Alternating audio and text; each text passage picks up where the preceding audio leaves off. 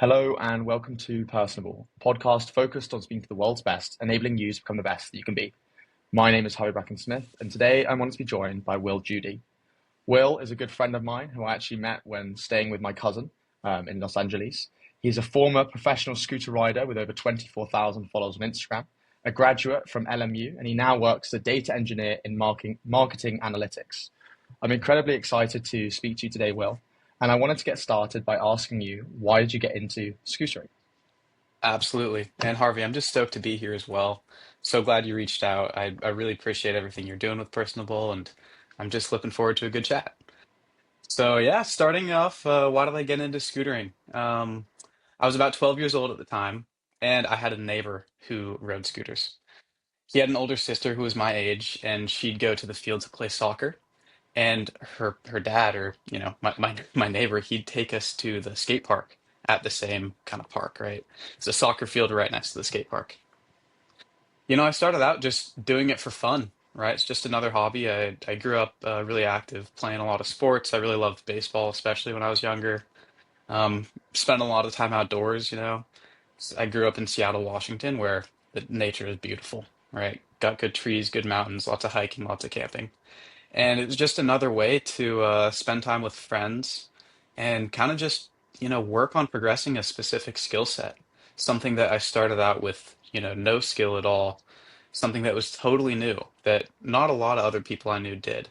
And kind of just evolving and really, meeting these tiny little challenges along the way that turned into things that I could kind of, crack the code for, different tricks, different little pieces here and there that you can kind of progress and build this bigger toolkit. And I just found it really enjoyable, just jumping around, flowing through the air, all that kind of stuff.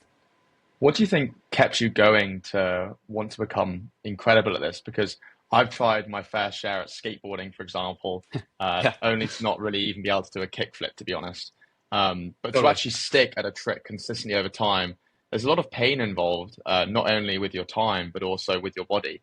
So what do you think about scootering just kept you going and want to push past like all the physical pain and annoyance by not being able to get the trick straight away? Yeah, that's a great question. I think it's multifaceted, right? Um, One of those just immediate things that kept me going was the satisfaction of like learning a new trick, and especially one that I'd had in mind for a while. Really just chip away at it, and when you finally land that, that's such like an unrivaled feeling. One that is so like you can tie it directly back to, you know, your own personal growth and like that perseverance, right? So that in like the physical sense, that's something that really kept me sticking with it. In terms of, taking it a bit of a step back, there are a couple other things, right? One, friends and Yeah. community. I met so many good people through this, people who I never would have crossed paths with otherwise, people from different schools, also from different socioeconomic backgrounds, which was really, really important to me as a young kid, something that I really don't think I would have had exposure to otherwise. So the friends were a huge part of it. Again, I mentioned I love spending time outdoors, and it was a great way to do that. And once I, got a little bit later into my teenage years, I did see that there was a bit of an opportunity to see more of the world and, maybe get a little bit more out of it. That kind of looks like the route of sponsorship and traveling to different competitions and events around the world. And it's not something that is totally attainable for everybody, but my parents were super supportive of me the whole way through. And I kind of found that I had like the right friends who had done some of the ground laying, right, for being in the sponsored positions before myself. And, I was like, I'm not going to be doing this forever, right? I am realistic about, even Yeah. for a while, even when I was younger, I was realistic about the fact that my body can only do so much of it. But I did feel like there's a chance that, if I really keep on pushing through it, and having the fun that I was having, it could actually lead to some really cool life opportunities. Also, I guess one other thing, it was pretty cool to have a bit of a social media presence. Again, it's nothing major, right? Like at the peak, I was about 30,000 followers. I've dropped off a lot since then because I'm just doing other things with my life. But that social media growth as well was a pretty it was a pretty cool thing just to see as a young kid, right? And that definitely kind of helped me stay interested and feel like, wow, I could keep on growing this too. Not really with any, end goal or any end ambitions with that, but just to see like where does this take me? It's kind of interesting. Yeah, I love how humble you are about, yeah, I just suddenly had 30,000 followers and that was cool and I got sponsorships. I definitely want to delve deeper into branding, Hmm. social media, and also, what you transition's doing now. But I feel like scootering in particular, you can put that similar to, you know, snowboarding or surfing, well, maybe less so surfing, but I just feel like there are a lot of things that can be parallel to life within scootering that you mentioned before. How do you get over fear? How do you socialize? How do you stay outside? How do you stay fit? How do you associate with different people of different economic backgrounds?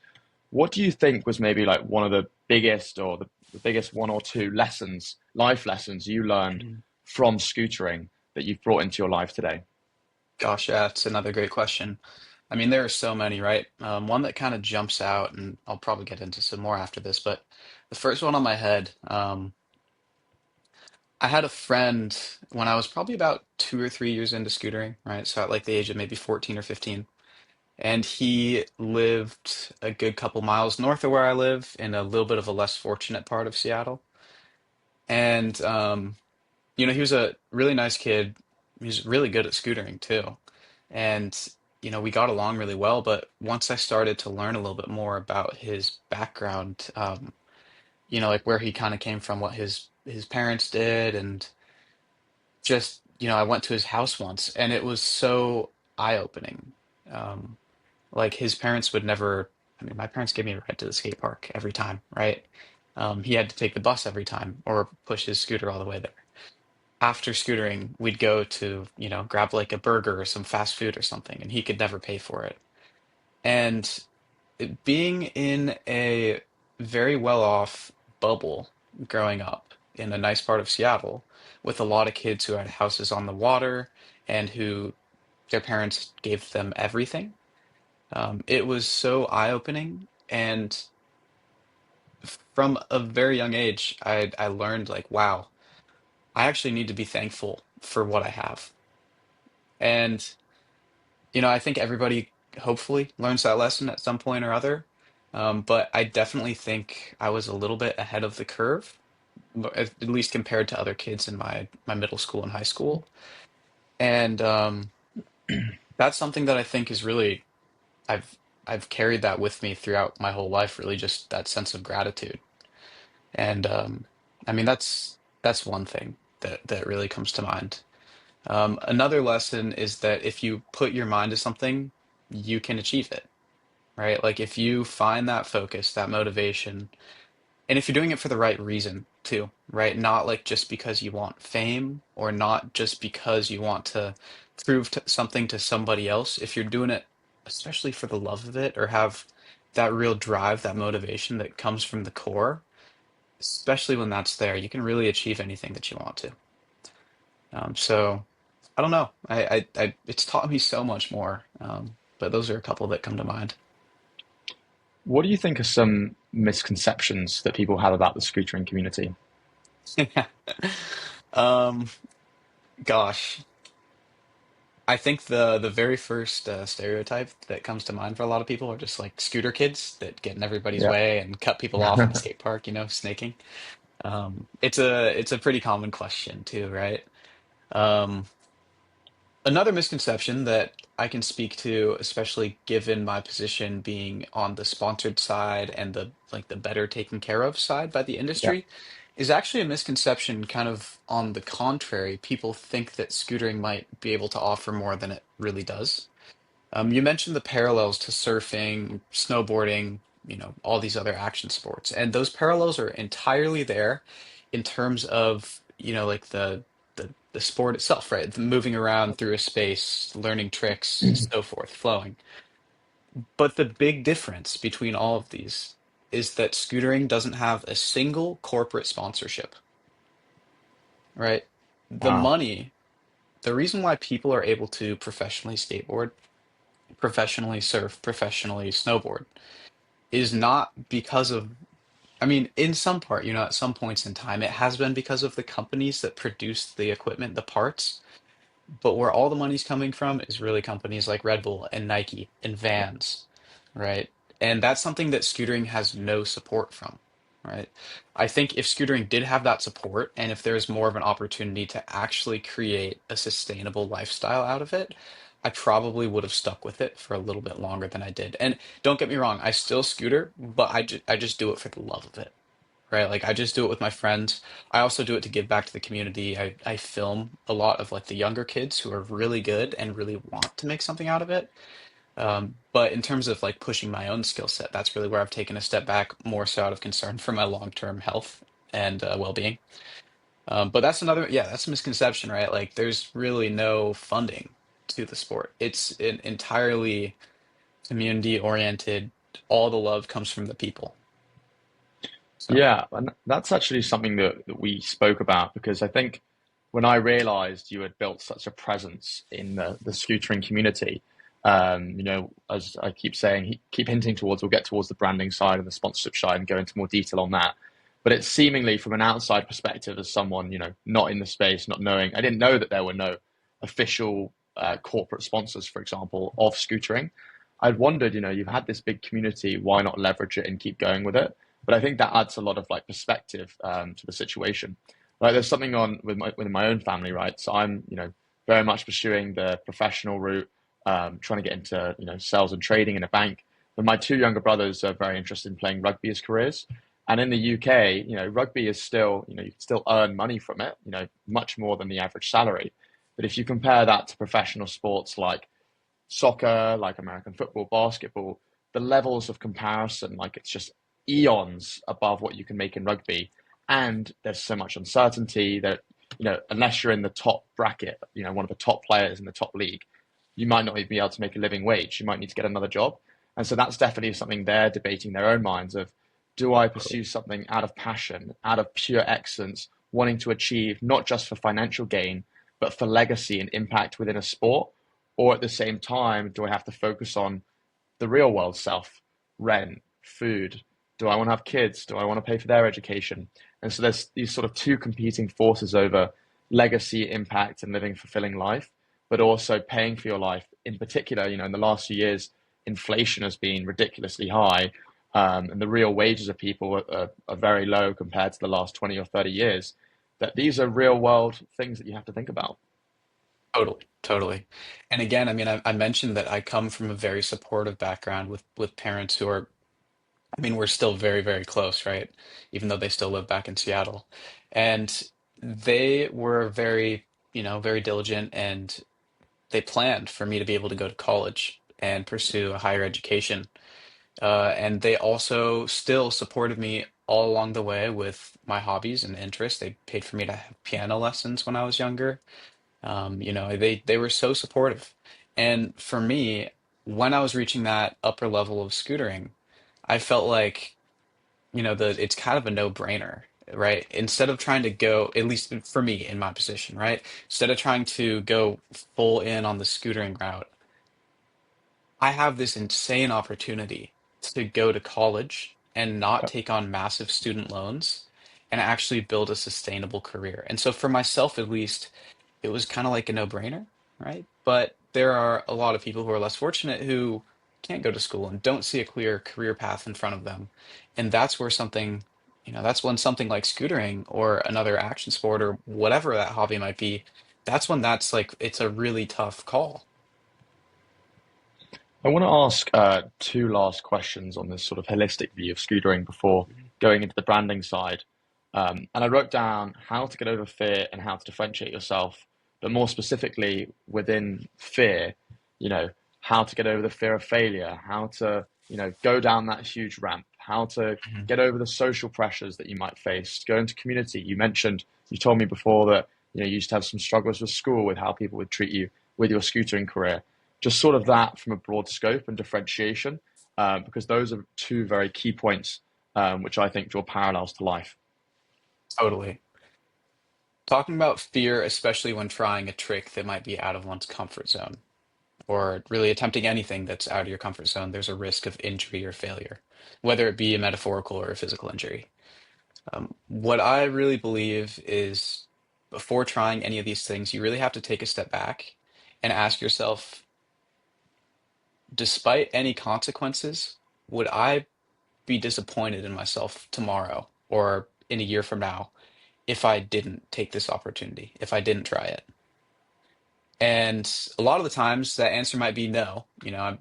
I wouldn't be disappointed. I'm just there's not really any pressing thing for me to need to do here, right? And if that's the answer, then you might be like, all right, whatever, let's just try it and see how it goes. But a Yeah. lot of the time that's like a good indicator, be like, all right, it's not that important. However, if it is important enough to feel like you're gonna regret it down the line, and that like you do really have to take a step back and really think about it, especially if you're putting your body on the line. If you're gonna regret it, there's no point in delaying whatever's going to happen. Right? Like I'd get to this point where I'm like, either I'm going to land it or I'm going to get hurt, which sucks. And again, now I don't really play those games, right? Yeah.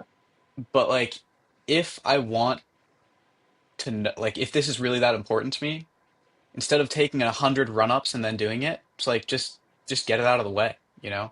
And I Can you think the add some same now, perspective? Can you add some yeah, perspective for someone not in the scootering space as to what sort of totally. jump or trick this would be, just to add the element of danger? Because I know what you're talking Yeah. about, but if someone not in the scootering space doesn't know that this isn't Yeah. just a little trick off the ground, this could be pretty It hard. it might be jumping down like 10 stairs and then a gap and then 10 more stairs.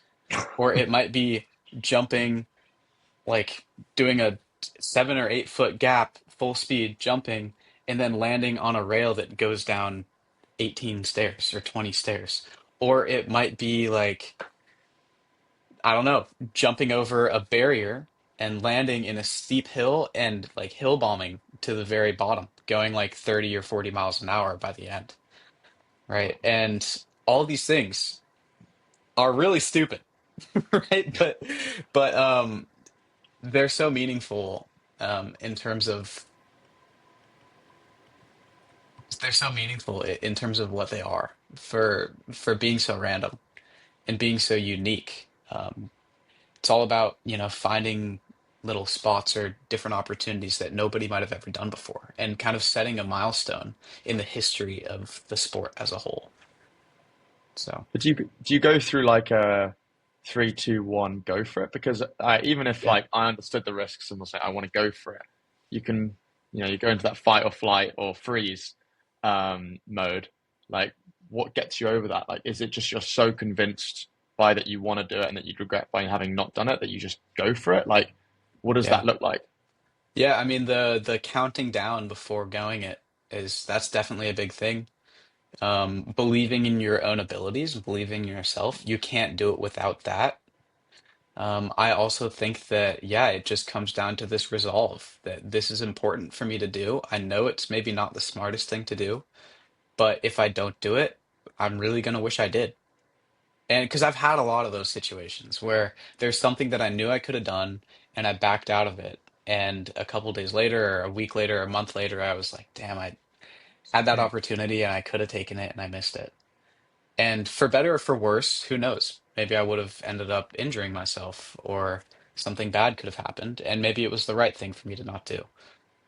But the more I talk about this, the more analogies I also see between this and, like taking a big chance with maybe a new relationship or also maybe like a new company, like a startup, Yeah. doing something like that, right? Where there's that, especially in terms of your career and your, financial well-being, there's a serious risk to be played there.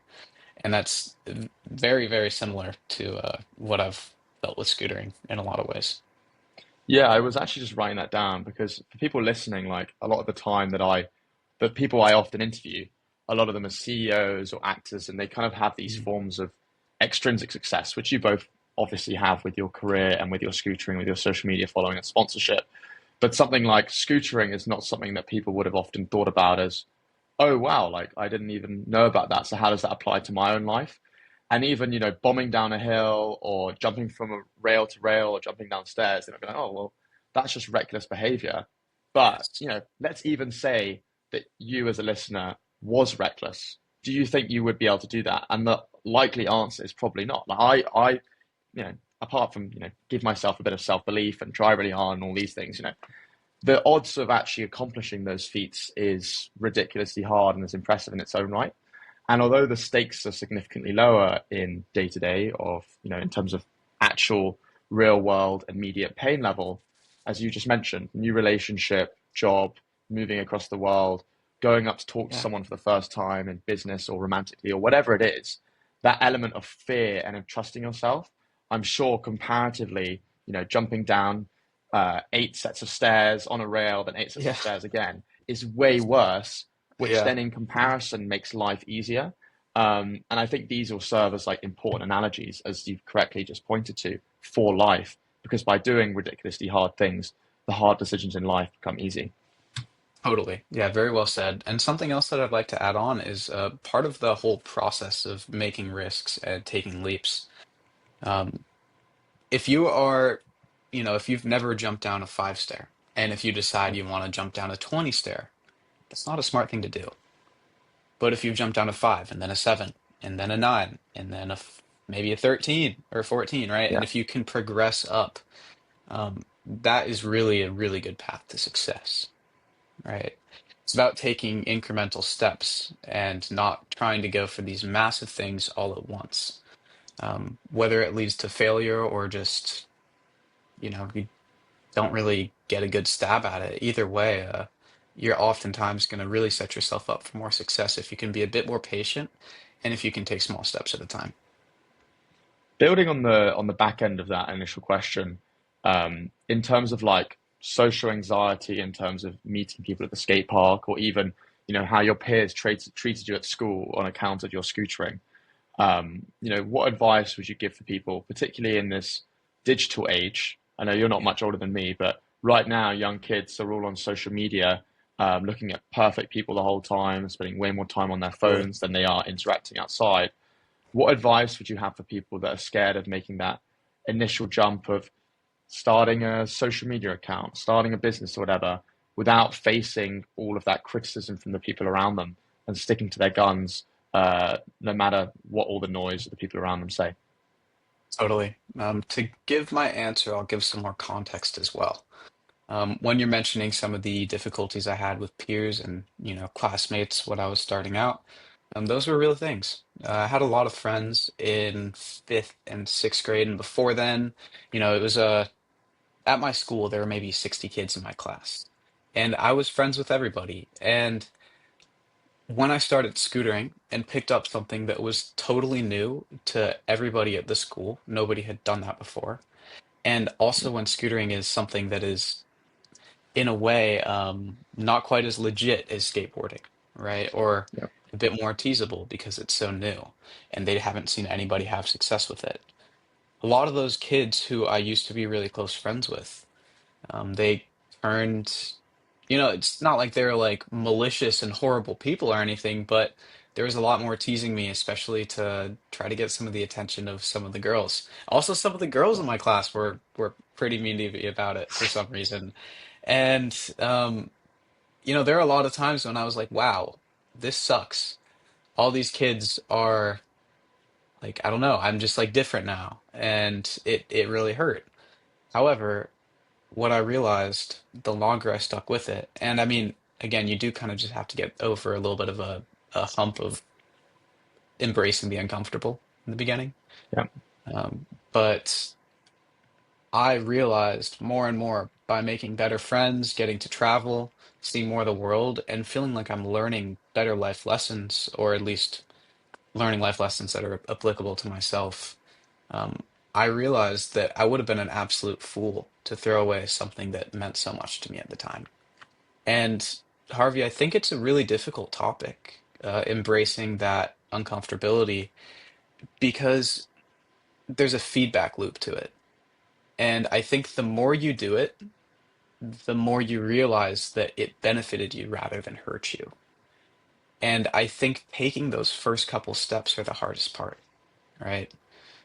Whatever the circumstances might be. And so, now I'm at a point where I've gone through so much of that uncomfortability, taken these leaps, and faced ridicule by others, realizing that I benefited and I grew in so many more ways than it ever really hurt me. And so it's not that hard for me now to take a look back and say, all right, well, here's this new thing I want to do. I'm worried others might judge me. Now I'm not worried about it. But getting to that point, it just requires, again, I think it's like about working in kind of smaller steps and doing things that might make you get out of your comfort zone a little bit more and a little bit more and a little bit more in slightly more pivotal or more important ways to you. But that's yeah, it's really tough. I mean, there's no simple answer to that. Yeah, I wrote down three things, and there is definitely a deeper element to dive into, but I don't really want to go into that now. But sort of the three things that I wrote down was one foot in front of the other, the constant of time, and that no one listens and then everyone listens. And what I Mm, mean by that is that when people are facing hard moments, they're told all these generic things, you know, there's people in your corner, you're not alone, we'll talk to you, we'll listen, blah, blah, blah. But when you're in those moments, particularly in this social media digital age, when someone makes a bad comment on you about you on a group chat or on a message, or you know even just you hear rumors about you in that moment, because it's so close to you and so close to your soul and your heart and your peers that you interact with, you not only feel alone, you feel like it attacks the inner crust of who you are. And I always say one foot in front of the other, because simply if you just keep moving forward, even with all that cloud upon you, you'll get to another time. That links to the second point, constant of time. Exactly the point you just made about you can now look back on that time, is that time moves forward, right? Like there are so many uncertainties and improbable events that, or probable and improbable events that will occur yeah, moving yeah, forward. But one of the constants of that is time. So even if you were just to let something simmer and to hold on to it for a few days, you'll realize that there's still trees outside, there's a sun in the sky, there's water, food in your belly. There are amazing things. So just simply keep moving forward. And the last one, no one listens, then everyone listens, is that when you start with a hard thing, and I definitely found this in my podcast, at the start, even people that are your friends and family will tell you this isn't going to work. No one will listen. No one will enjoy this. Why the hell would you do that? As if it personally attacks the inner fiber of who they are. But the minute you find success, as I'm sure you found with your sponsorships and touring, and you had people buying things associated with your name, those same people that were your harshest critics become your biggest fans. Um, and so, yeah, it is a hard path, but there is a light at the end of the tunnel. And if you listen to pretty much any successful person, they will talk about their hard days. And it seems I keep getting this word improbable. Is it improbable or improbable? I keep saying this word wrong. I think either one works. We'll just stick with it. It seems Improbable. improbable. I think it's Um, improbable. it seems improbable that you will find this incredible success. But if these people that had found such extraordinary success hadn't been through these hard things, they wouldn't be as successful as they are today. So yeah, quite a few points in that, and that's definitely a topic I'm also very passionate about Yeah, with regard to bullying, pursuing your passions, doing things that other people haven't done before, or even praise. But I think if it means a lot to you, if you would regret it more having not done it than to try at all, I think that's definitely a path that you should pursue. totally. If I could speak to that a little bit as well, I mean, one, nobody listens, then everybody listens couldn't have been more applicable to the situation I had. As I got into high school and kind of gained some Instagram following, and people were like, "Whoa, you're actually like really good." Or in college, even in at LMU, there are a lot of people who would be like, "Oh, you're like the scooter guy, right?" I'm like, "Yeah," but it's cool, everybody would have something nice to say about it instead of something mean, especially in person. I also don't want to give the false impression that I'm invincible or immune to mean comments, right? There are a number of times over the past couple of years, even though I'd already found like my quote unquote success with it and received the signature products and done everything I could have out of it. Sometimes I'd still see a comment that didn't quite sit right with me. Or sometimes, what even hurt more, Harvey, would be um, one of those individuals in scootering who I really look up to. I really think like, wow, they're they're just awesome. If I realized one of those people didn't feel reciprocally with me, or if for whatever reason, if I felt like, they maybe think I'm not as legit, or they just don't appreciate what I'm doing, that one would really get to me. And so, no matter how much experience you have trying to get through those hardships, there are still things that hurt, right? And a lot of the time, if I'm going to get through something like that, I talk to people, right? Just like embrace that, like, this is a Yeah. realistic feeling. You don't have to hide it away, or don't have to act like you're immune from it, or too tough to feel those feelings. I would not be who I am without the friends that I have, the supportive people around me, and I owe so much of the credit to what I've been able to accomplish with scootering and outside of it, to the supportive web of great humans who I have around me, right? Because those are the people who I turn to when things are tough. Thank you very much for opening up about that. I know it's not easy to talk about, let alone share to the whole world. So thank you very much for that. Absolutely. It's as real as it gets. It's the real stuff. Um, Talking about a slightly more positive topic, moving aside from the inner sanctums of what makes you you and the parallels between scootering and life, I want to move more towards branding, which I've teed up about 50 times. I didn't mean to hook everyone in so much with bringing up You're branding. good. You're good. But something I thought was tremendously cool, and you sent this across, but also was one of the first things I hinted on. In fact, when I first met you, I was like, this guy would be sick on a podcast. And so we're making that happen. Was you asked me to, well, I looked you up. You didn't ask me to look you up, but I looked you up.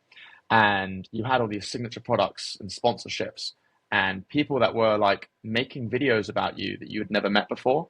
And this was, you had your own social media, but Instagram was not really reels based. It was very like photo based, and then you'd post your own like highlight reel maybe on YouTube or I'm sure some other social media platforms at the time. But the level of discoverability, searchability, virality was significantly lower than it is today. Like today, you could post something and be viral within an hour if it's the right piece of content. But back then, it was very much more like word of mouth. Yeah. You initially started this, as you've talked to, purely out of passion, wanting to become the best you can, add a trick, perfect it, and you reached, in fact, probably one of the best in the world, in this pre-professional era of scootering, which gave you such a large audience. What can you talk to about developing a core fan base, your first 1,000 fans, because whether you intentionally did it or not, to have signature products with your name, people that are your biggest supporters commenting on videos, finding your highlight reels, coming to find you at scootering parks or coming up to you at LMU, like to have that level of impact on someone's life that informs how they view the world is a very powerful thing. So, could you talk a little bit about how you did that, how you got your first few fans or people that were very passionate about the work that you did, and sort of how that developed over time? Totally. Um, I do want to be really clear about something too. I think a lot of the success that I had in scootering was not due to my physical skill. There are people who are a lot more talented on a scooter than myself. I think where a lot of my success came was from my reputation as a good person. And my whole philosophy with, I mean, I guess it's with a fan base or really with whatever else. If you put love in, you get love out. If you put in your passion, and if you put in your good energy and your effort, you're gonna get good things out of it.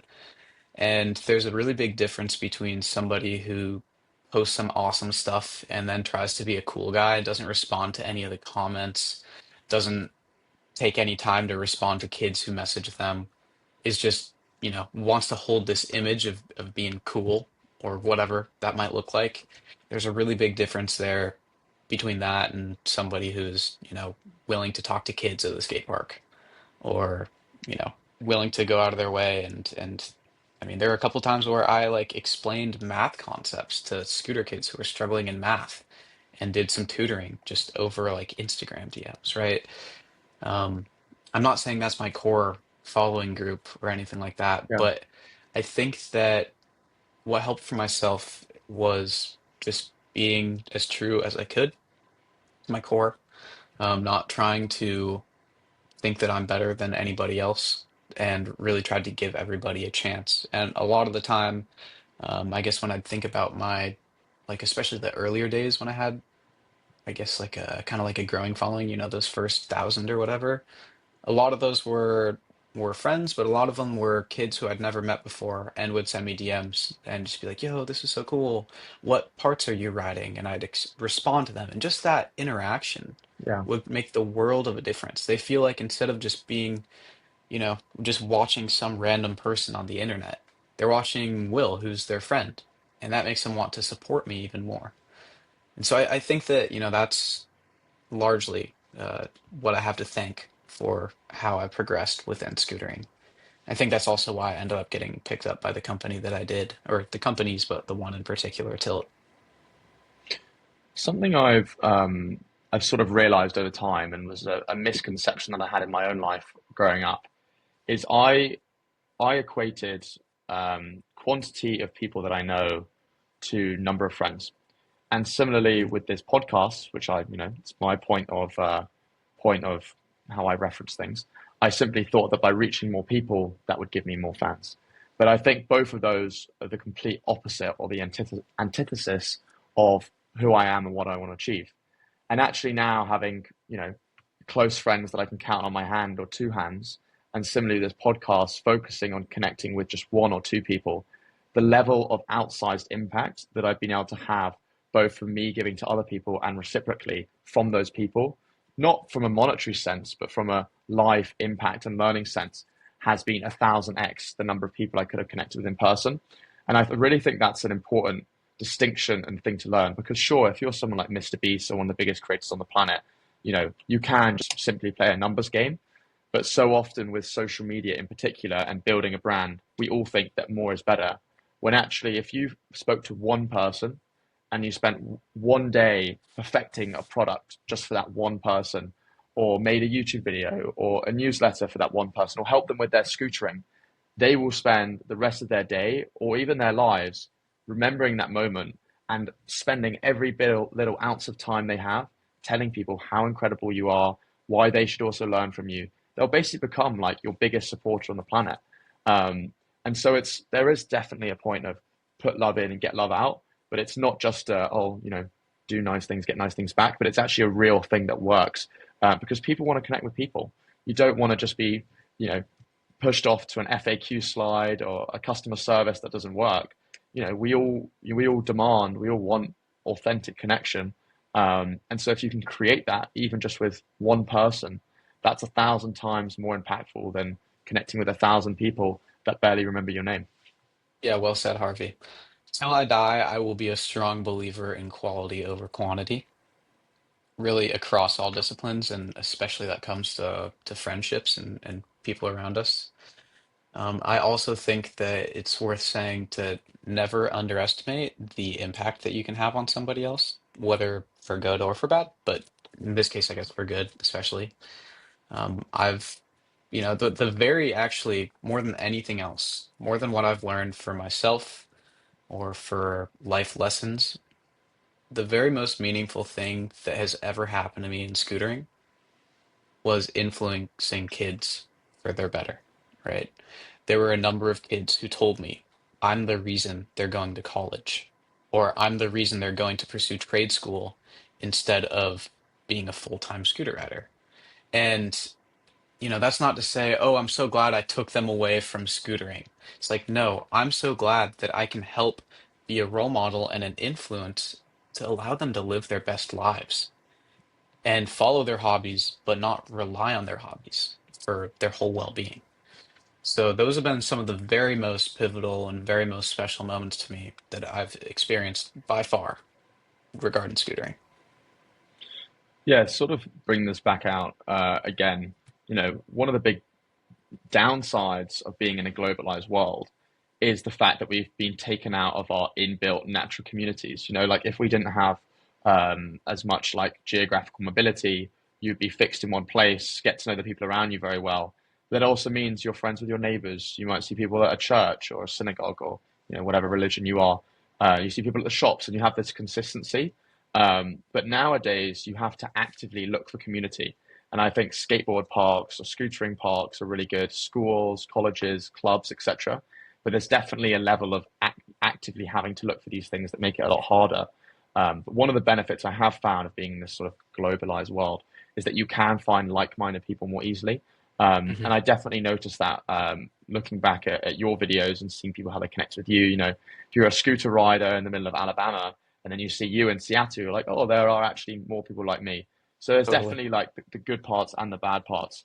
Um, on that sort of social media front, and it's something I've been thinking about. Like, although you've sort of navigated away from the pure tricks, your highlight videos used to be extremely insane tricks that people would look at and be like, wow, that looks awesome and put together with music and etc. on top. Have you ever thought about using what you've transitioned into now about like helping kids or teaching people at the skate park or the scootering park to be the best, and also with life lessons? Have you thought at all about using the following you have now and putting it into some form of educational entertainment content more focused on teaching and development instead of purely just scootering? Yeah, I wouldn't say it's something I think about a lot, but it has crossed my mind. When I was in college, something that I thought was a good thing to do was sometimes post videos or photos of math related things or some of the stuff about what I'm studying, some coding. And I'd never have it be the main focus, but I did think that it opened the door for people to ask me about those things if they were interested. Um, I'm not sure why, Harvey. It's a little bit difficult for me to want to turn my platform into something like that.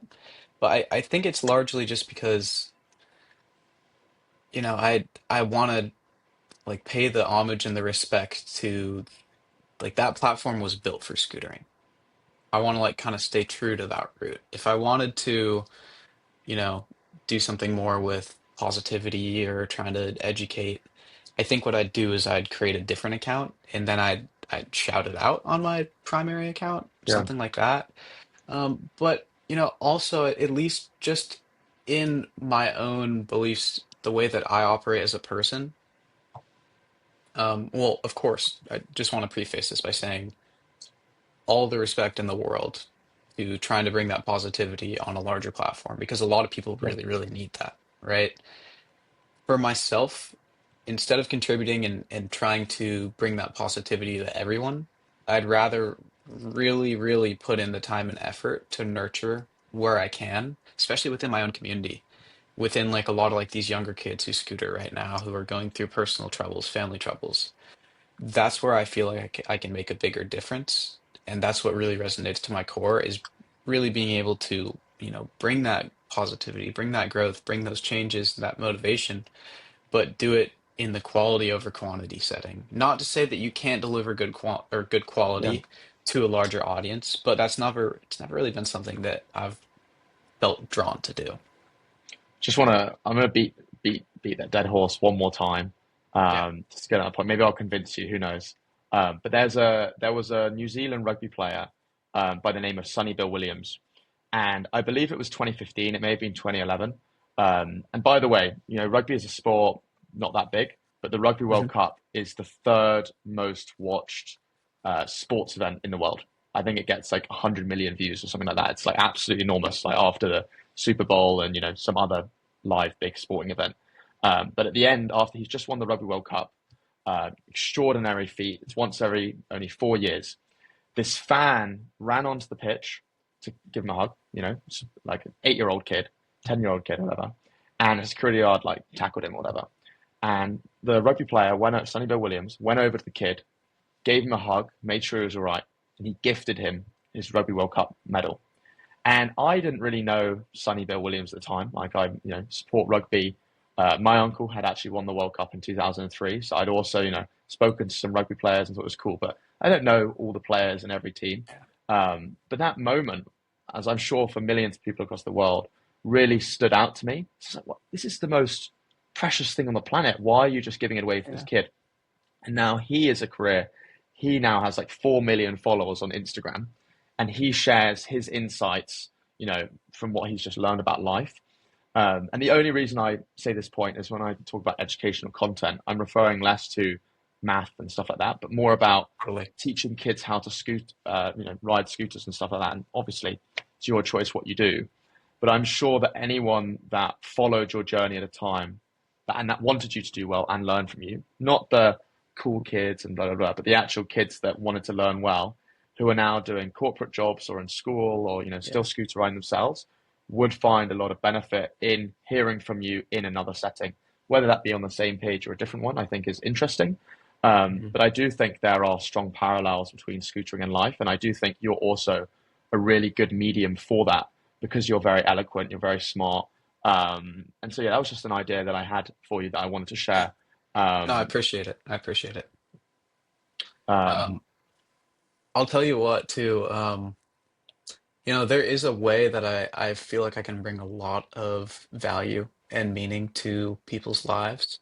And that's something I don't even really think I've talked to you about much. But I'm at this point in my life, I'm very, very interested and very motivated to produce music. yeah, I don't I know if we remember. talked about that much. You Yeah. showed me. You showed me. Yeah. And It's I've awesome. continued to evolve and work on the craft. And, you know, those types of messages and just, you know, being in some ways a type of like a life coach, those are messages and themes that I'd like to convey through my art of music. And I've honestly taken a really big step away from Instagram and social media entirely lately because I feel like personally, I don't have the self-control to use it only for good. I end up scrolling through Reels or scrolling through my Explore page for hours. Um, Yeah, got to the point where I don't know if you've ever heard of the device called the brick. I You have. heard of Yeah, that? I've Yeah, heard of I that. have a brick and I use it like religiously. Like, I do not have the self-control, and it's just what I've learned over the years. I don't have the self-control to use Instagram responsibly, which sounds great. Could you explain what the brick is for people that don't Yeah, know, real yeah. quick? So the brick is a device that's intended, and it's not sponsored by Brick or anything, right? But it's a device that's intended to reduce your screen time, in particular in certain apps or websites or whatever that are not necessarily productive. And so, as you probably know, your iPhone or whatever phone you have, I don't know, iPhones at least, they have like a built-in screen time limiter, right? You can say, if I've been on Instagram for an hour, cut me off. But there's an issue with this. The issue being there's just a button you can press that says ignore this limit, right? And if I just have it on my phone, and even if I have a limit after 30 minutes or an hour, I just press ignore limit and I just keep on going because Or turn it off. I don't have the self-control, right? I'm just being honest. Yeah, However, it's not the abnormal. brick, yeah, it's a device that it's upstairs. I don't have it on me, otherwise I'd show you. It's a physical device with a chip in it that you tap to your phone and it you can choose which apps it disables. And you cannot open up those apps unless you grab the device and you retap it to your phone and unbrick. And so it's that extra layer, that physicality, something that I can scan it and just toss it across my room or go put it on something else. Like it's magnetic, so I'll stick it to my fridge or something. And that extra layer of me, instead of just wanting to go on my phone and get Instagram and then I just press the ignore limit, I would actually have to get up out of my seat too, right? Which crazy. I have to get up and move, but no, it makes a big Makes a difference. difference. Yeah, And the crazy thing too, Harvey, is that not to totally sidetrack or derail here, but um, I honestly still have the tendencies where sometimes I'll just be sitting at work and mindlessly I'll open up my phone and I'll go to Instagram and then it'll be like, you're bricked, get back to real life. And I'm like, oh my God, thank you.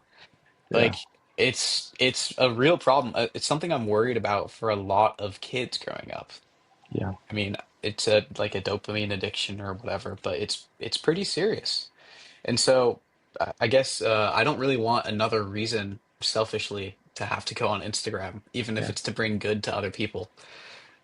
That's why I'm kind of trying to work on myself, my skills, my career, progressing my career. I'm in grad school right now and also trying to work on my passions like music um, without distractions. Could So I ask you, just to extend a little bit about like what you're doing career-wise? Because I knew you were very intelligent beforehand, but you sent me your resume, and your grades are like perfect. Like you've done unreal. So like, how have you been able to like when I asked you the misconceptions question, for example, I a misconception I would have had around that community is they're all like stoners, they don't work hard, they're avoidant of school, not embracing it. They might be getting in trouble, they're doing it just to like rebel and do hard things where you are both did all those hard things, but also have done extraordinarily well at school, and you are a data engineer. Like, what does what does the career look like? We've talked about the passion, like music and stuff like that, but like the core of it, like Yeah, how yeah, do you become a data engineer from being a scooter rider? Like, how does that all fit together? yeah. How does it happen? You have supportive parents who help you go to school. No, more so. To give some context, right? Since a little kid, I've loved puzzles and problem solving. In middle school and before then, I always really liked math, and I felt like I was pretty good at math. I think that my musical instruments as well, learning the piano from 7 to 14-ish, 15, that definitely helped with just the way my brain developed and seeing patterns and the, spacing between numbers, because music's just numbers, right? Yeah, Um, I knew well, in high school, I also liked my math classes and I like science too. I really liked one of my human anatomy classes. So going into college, I actually decided to go in for health and human science. I knew I wanted to help people and feel good about my career at the end of the day. In that first semester, I realized how much I missed math and I missed just problem solving and the puzzles that come with it. And I transferred into the applied mathematics major. I also had a roommate at the time, shout out Scotty. You've met Scotty. He kind of just told me about the beauties of computer science and that if I like math, I'd probably really like computer science because it's just more puzzling, right? You're just solving puzzles all yeah, day. And starting in my sophomore year, I was doing applied math and computer science, and I had the epiphany at some point that I really wanted to apply those skills for sustainability, helping Mother Earth in some way against the climate battle. yeah, And before I got out of school, I did an internship at an engineering company that did smart building optimization. Right. So there are all these sensors in a smart building, and they're trying to say, all right, how can we be as energy efficient as possible to keep the inner climate comfortable, so forth. yeah, I did that internship, and then when I got out of school, I applied to be. Honestly, I was pretty overqualified for the position, but I was doing IT work and kind of like some minimal level data stuff for a solar company, residential solar, right? Solar panels on houses. And when I was there, I kind of worked my way up. I showed some of my worth and my skill set, and I got moved up to be a data analyst, data engineer, which data engineering too, just to kind of set the record straight. Data engineering is maintaining the pipeline of how the data gets collected, formatted, cleaned, and processed before it's ready to be used for analytics and data science. Right? So data engineering is kind of like the messy part that yeah, is essential for the rest of the process. But it's that's right. That's the experience I got at that job. That company was going out of business, and I could tell, and they were really struggling with a lot of cash flow issues. And so I started applying to jobs, and this is within the last maybe 6 or 7 months too. yeah. And nothing was landing. None of my job applications were hitting. That's just due to the nature of online job applications from time to time. And I met a woman at a bar, and she was trying to hire a data scientist and a data engineer. When I say I met the woman, actually, I should be more clear. My lovely girlfriend was wearing a stick-on mustache. We were celebrating a friend's birthday, and that's what got the conversation started between her and my girlfriend. And so um, sometimes things just happen for a reason and line up. And this job, even though it's in a slightly different industry, it's not in the sustainability. I'm now doing it for like media analytics, media optimization. Um, the industry is like, kind of revolves around marketing as well. Yeah. And the job, the skill set that I'd be building upon and the type of work that I'd be doing is the exact kind of stuff I want it to be doing, right? So building data science, building machine learning models, for trying to figure out where companies should be spending their money on advertisements, right? Like that is not, again, it's not the like sustainability type stuff, but it is extremely applicable for building the skill set and gaining experience. And so, kind of just through that random swing of things, I am where I am now. I don't know if you have any specific questions about it. I know I just rambled, but No, I think it's you didn't ramble at all. It adds a much needed perspective to the way that you've built this together. It's something I'm actually I started writing a newsletter actually for my podcast. I started like yesterday essentially because I used to post on LinkedIn and like a lot, and I would get like a huge amount of views. I'd get like 100,000 a month, or maybe even 200,000 a month, just writing just like thoughts that I had. But I wow. spent so much time like doing reels and it not working, etc. But actually, the next newsletter which I started writing today was that I interview two types of people on my podcast, and I've said this before. One are the CEOs, the billionaires, the actresses, the gold medal Olympians, and the second one are either people that are doing those things or are young people like me and you that I believe that are doing extraordinary things. And you already have done extraordinary things, Thank both you. through your college and with what you're doing with scootering. But I also think it's a path to see, wow, he's already done this in the few years that he's already been around. So what's he going to do next? And I think the core crux of what makes you different to other data engineers is I'm sure a lot of them are also really smart as well, but that you've had this completely other thing that you've built up around your life. And that was definitely something that I've wanted to spend the bulk of this podcast talking about because I think that informs who you are and what you do moving forward. Because whether or not you choose to engage in that social media aspect again moving forward, I think that focus on community, the being aware about people from other social economic backgrounds, wanting to give back, the emphasis on quality over quantity are important values and morals that you'll take into your career. So that was why I Mhm. focused heavily on that.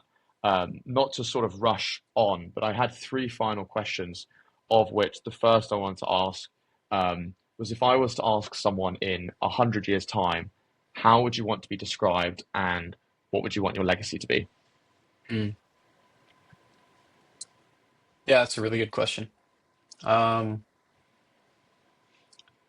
so as much as we've talked about scootering this whole time, I don't really think that um, I'm born to make like a legacy in just in scootering, Yeah. right? I think there is one thing that I sought to achieve that I did achieve, and it had to do with combining scootering with other art forms, in particular being music. The I don't know, maybe kind of like my magnum opus of a scooter video, at least at this point. It actually probably will be my greatest work, just because I don't really want to take too many risks going forward, at least of my own writing, right? I'd made the whole soundtrack for the video, which is something that had never been done before in scootering. And it's a 7-minute video. I made three different songs, and I actually even incorporated scootering noises from the clips into the sound design of the songs, Wow. which was just a passion project for me, something that I always wanted to do. And I felt like I was maybe the right person just to make it happen. And so that is what I think my mark will be in scootering, at least, other than just trying to be a good person. And also, um, there are a lot of other scooter riders who have done great things, remarkable things outside of scootering. Um, but it is a bit more rare than, you'd hope. And so I think that I've been able to set the bar for being as well-rounded as possible within it. But really, what is my ideal legacy, or how would somebody think about me in 100 years? Um, the other two fronts are music and potentially helping save the world with climate stuff. Those are really my two things. I don't really know what my chapter looks like for music, or I don't really have any direct goals. I just want to use it as a creative outlet, something that I love. Something else I've said to other people, Harvey. Scootering taught me the really valuable lesson, and I didn't even mention this earlier. There was a point in time where scootering felt very draining because I was doing it for a sponsor and I was on a minimum post per month type of criteria and I couldn't keep up with it. And I felt forced and rushed and I felt this pressure to have to provide stuff that I didn't feel like was of any quality. It ruined my love for it for a period of time, right? And it sucked. And I like to believe that scootering taught me that lesson in life, that it's okay to not have your hobbies be your source of income, your everything, right? I think scootering taught me that lesson so that music doesn't have to, right? I think if I didn't get into scootering as heavily as I did, I think I would have dove full headfirst into music. I don't know what that career would have looked like, but it's unlikely I would have wanted to balance music and something like data science or data engineering, because music is something that there is a path for it if you really want to make it. You could be a professional musician. Um, so what I'm getting at is that I don't have any direct goals with music other than to let it just breathe and speak from my soul, right? Like it's what I love to do. I want to make music that inspires people, makes people laugh, makes people cry, makes people have fun, all of the above, right? And I do think that I can make a legacy in in music, in shaping some genres, shaping, how people like to enjoy themselves. But really the big one would be based on my work and how things go down the line. Um, hope to make some major milestones or accomplishments in the field of sustainability and helping Mother Earth. That would be all I could really ask for in life, as well as just, staying close to my friends. And I do want to have a family someday too. So, yeah. You've kind of hinted at it already, but what's next for you? Yeah. I'm currently pursuing my master's in data science. I think that that will really open up the doors for a lot of future career endeavors. I'm not planning on leaving the company I'm at anytime soon because I have so much to learn from these people, and it's incredible opportunity, incredible experience, and they treat me really well too. I'm happy with the pay, I'm happy with the benefits, and happy with the people I work with. So I'm not trying to leave this company anytime soon, but I do think that I'd love to get back into the industry of sustainability at some point, whether it be 5 years down the line, maybe something like that. Um, what else is next for me? I'm trying to save up right now to buy a house or buy some property. Probably not a house, maybe like a condo or something with my girlfriend. That's just, talking about life stuff, right? I hope to do that. I hope to be still in San Diego. Um, really, what's next for me? The music stuff. I'm really, really putting a lot of focus into that right now because I love it to its core. I love it so much. And I've never played my music. Well, first off, I don't really post much of my music right now because it's not at the quality that I want. I'm at the quality over quantity, and I'm almost there. But I'm playing a show in a park with a number of my good friends. We have a massive sound system that we're renting out, and I'm gonna be playing a lot of my all original music in like 2 weeks from now, Wow. which I'm so excited about.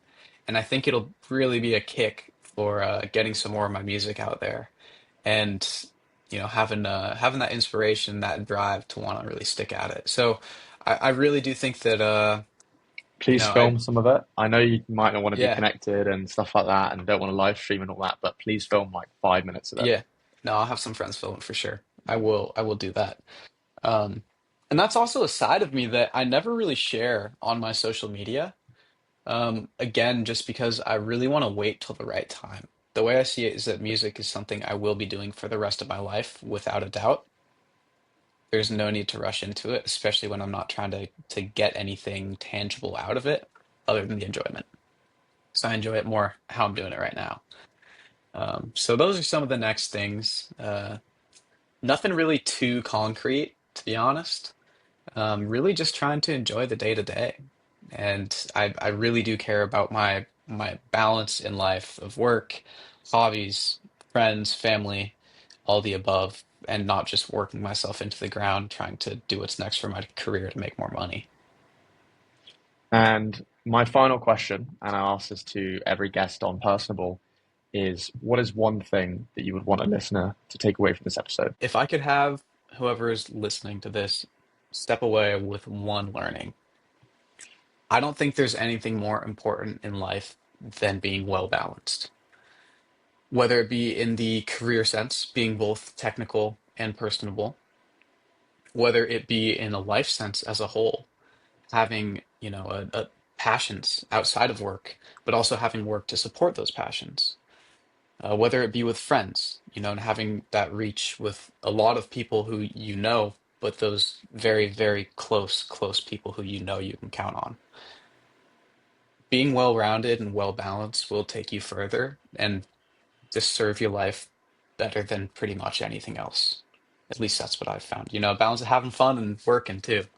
Um, that's what's really been my big focus lately too. Just living the lifestyle that I have, and I try to make it as balanced as possible, and not to force it, of course, but I really think that's one of the keys to happiness and the greatest keys and learnings of success that I've ever figured out. Thank you very much, Will, for coming on Personal today. I feel like I've learned and had an extraordinary conversation.